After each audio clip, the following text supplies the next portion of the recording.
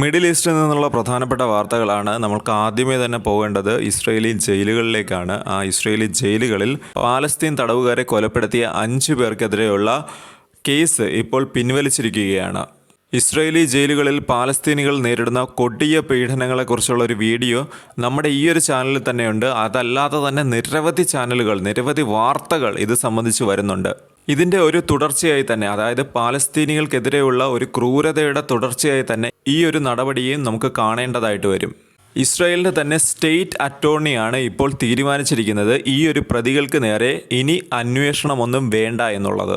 ഗസയിൽ ഇസ്രായേലി സേന നടത്തിയിട്ടുള്ള ക്രൂരതകൾ നമ്മൾ ആലോചിച്ച് നോക്കുകയാണെന്നുണ്ടെങ്കിൽ ഈ ഒരു പലസ്തീനികൾക്ക് നീതി കിട്ടുമെന്നുള്ളത് ഒരിക്കലും നമുക്ക് കരുതാൻ കഴിയുന്നൊരു കാര്യമല്ല. ഇത്തരം വാർത്തകൾ അറിയാതെ പോകരുത്. അതുകൊണ്ട് തന്നെയാണ് ഈ ഒരു വാർത്തയും ഇതിൽ ഉൾപ്പെടുത്തിയത്. അതിനിടെയാണ് ഇസ്രായേൽ ഇപ്പോൾ ഹിസ്ബുള്ളയുമായിട്ടുള്ളൊരു വെടിനിർത്തൽ കരാറുണ്ടല്ലോ, അതിലും ഇപ്പോൾ വെള്ളം ചേർക്കാനായിട്ട് നോക്കിക്കൊണ്ടിരിക്കുന്നത്. അതായത് ഇസ്രായേൽ തങ്ങളുടെ സൈന്യത്തെ ലെബനിൽ നിന്ന് പൂർണ്ണമായിട്ട് പിൻവലിക്കുമെന്നായിരുന്നു ഈ കരാറ് പ്രകാരം പറഞ്ഞിരുന്നത്. എന്നാൽ ഇപ്പോൾ പറയുന്നത് അത് പതുക്കെ നമുക്ക് ആ ഒരു സൈനിക പിന്മാറ്റം നടത്താമെന്നാണ്. എന്നാൽ ഇതിനെതിരെ ഡൊണാൾഡ് ട്രംപ് രംഗത്ത് വന്നിട്ടുണ്ട്. അങ്ങനെ പറ്റില്ല, ആ കരാർ പ്രകാരം തന്നെ നിങ്ങൾ പുറകിലേക്ക് വരണം, ഇസ്രായേലി സേന പുറകിലേക്ക് വരണമെന്നും ലെബനിൽ നിന്ന് നിങ്ങൾ ഒഴിയണമെന്നുമാണ് ട്രംപ് ഭരണകൂടം പറയുന്നത്. അത് പൊതുവേ വിലയിരുത്തുന്നത് എന്താണെന്ന് വെച്ച് കഴിഞ്ഞാൽ, ഈ ട്രംപിന് ഇപ്പോൾ ഇസ്രായേലും ലെബനനുമായിട്ട് വാർ വന്നാലും യുദ്ധം വന്നാലും തീർച്ചയായിട്ടും പൈസ പോകുന്നത് അമേരിക്കയുടെ കയ്യിൽ നിന്നാണ്. തീർച്ചയായിട്ടും അമേരിക്കയാണ് ഈ ഒരു ഇസ്രായേലിന് വേണ്ട എല്ലാവിധ സർവ്വസാധനങ്ങളും പ്രൊവൈഡ് ചെയ്യുന്നത്.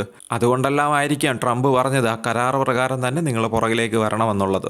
ഈ ലെബനിൽ നിന്ന് പിൻവാങ്ങിയാലും അവിടെയും ഒരു 5 സൈനിക പോസ്റ്റുകൾ നിലനിർത്തണമെന്ന്, അതായത് ലെബനനിൽ 5 ഇസ്രായേലിൻ്റെ സൈനിക പോസ്റ്റുകൾ നിലനിർത്തണമെന്നാണ് ഇസ്രായേൽ ട്രംപ് ഭരണകൂടത്തോട് ആവശ്യപ്പെട്ടിരിക്കുന്നത്. ഇത് സംബന്ധിച്ച് ഇസ്രായേലി മാധ്യമങ്ങൾ തന്നെയാണ് റിപ്പോർട്ട് ചെയ്തിരിക്കുന്നത്.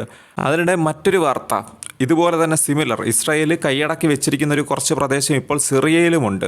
സിറിയയുടെ ഇപ്പോഴത്തെ ഇടക്കാല നേതാവ് അഹമ്മദ് അൽ ഷറ തൻ്റെ രാജ്യത്ത് ഇസ്രായേൽ നടത്തുന്ന കടന്നുകയറ്റത്തെ അദ്ദേഹം വിമർശിക്കുകയും അതുപോലെ ഇസ്രായേലുമായിട്ടൊരു സംഘർഷത്തിനില്ല എന്ന് പറയുകയും അദ്ദേഹം ചെയ്യുന്നുണ്ട്. അതായത് തെക്കൻ സിറിയയിലെ പ്രദേശങ്ങളൊക്കെ ഇപ്പോൾ ഇസ്രായേലിൻ്റെ കൺട്രോളിലാണ് നിൽക്കുന്നത്. ഒന്ന് ആലോചിച്ച് നോക്കുക, 1967 ആ ഒരു മിഡിൽ ഈസ്റ്റ് വാറിന് ശേഷം ഗോലാൻ കുന്നുകളും ഇതുപോലെ തന്നെ ഇസ്രായേൽ കൈക്കലാക്കിയതാണ്.